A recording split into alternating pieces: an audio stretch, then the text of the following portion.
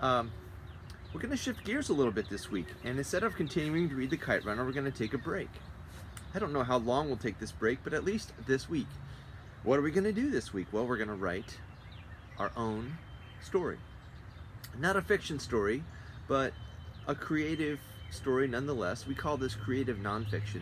It looks just like the kind of things we would do in a short story, but we're going to use our own life as the model. And it seems to me that we've got a great model in Amir's story. I hope you are not haunted the way Amir is by the actions that he has taken in his life. In 2001, he is still haunted by the lies, the watch, the refusal to help, the oil tanker, the journey. I mean, he's got story after story after story. Some of these are very tiny, right? Some of these are very tiny. They're just moments on a hill near a cemetery when he asked a friend, right? He asked a friend a question that he realized was kind of mean, right? And he kind of wants to undo that, but he doesn't know how to do that. And all of these stories are a part of who Amir is as a person now, right? He's not just one big story, but he's the product of all these little stories that have come to lead him to a conclusion about maybe what's missing or what he needs to do in his life, right? We're going to learn pretty quickly that the narrator in 2001 has some unresolved business, as many heroes have, and he has a journey to go on to resolve some of that business. So, speaking of journeys, I want you to go back and think a little bit more right now about your own life. And as far back as you can remember, and we want to look specifically at the time before SLU in your childhood, and we want to think about little incidents that stick with you. It doesn't have to be something that you've done wrong or done bad, some lie you've told or some betrayal of a friend. It could be something that you were involved in that you didn't understand, that brought you into a stage of life that maybe you weren't ready to get to.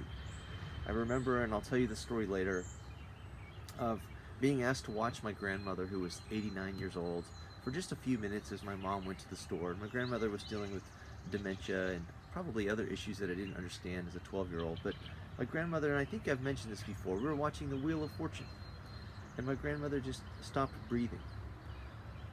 Her eyes stayed open, and my grandmother just quietly passed away with me in the room. And I had about a 20 or 30 minute period of time where I had to kind of navigate that as a 12-year-old. And that was just terrifying, right? But then there are other moments, the ways that I dealt with a bully, or dealt with a bully bullying somebody else. That reminds me a lot about Amir. The time that the one time that I stole something deliberately, just outright, just took something from a store. I can remember that.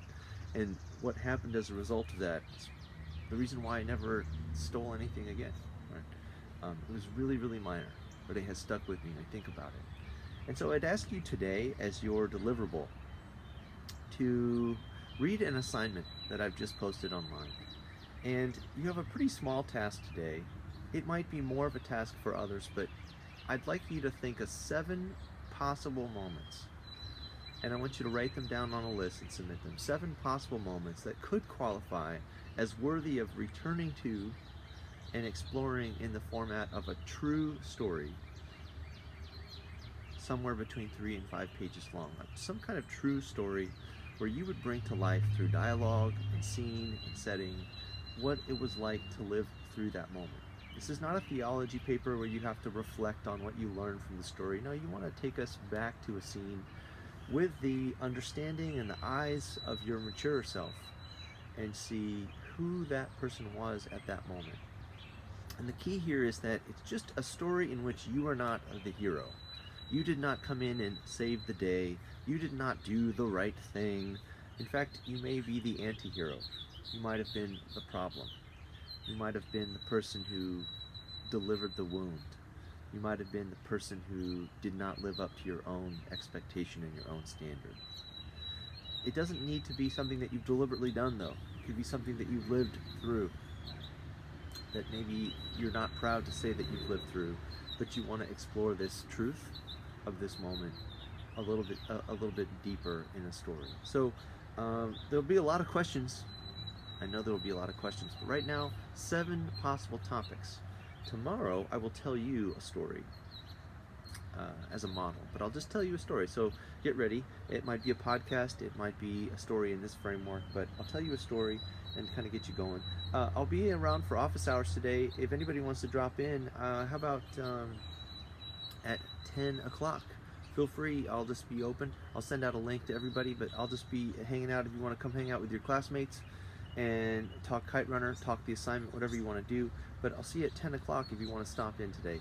And I hope you're doing well. Again, the assignment, the deliverable today, 7 possible topics. Flesh them out just a little, but you don't need to do much writing, just like a line or 2 on each one, so that I would have a sense for what I'm looking at. So don't just put like grandma, but put sitting alone with grandma while she passed away. So I could say, ooh, wow, that's something worth exploring. Okay? Hey, have a great day. 9 o'clock is coming soon. I got to get this uploaded. So good luck to you.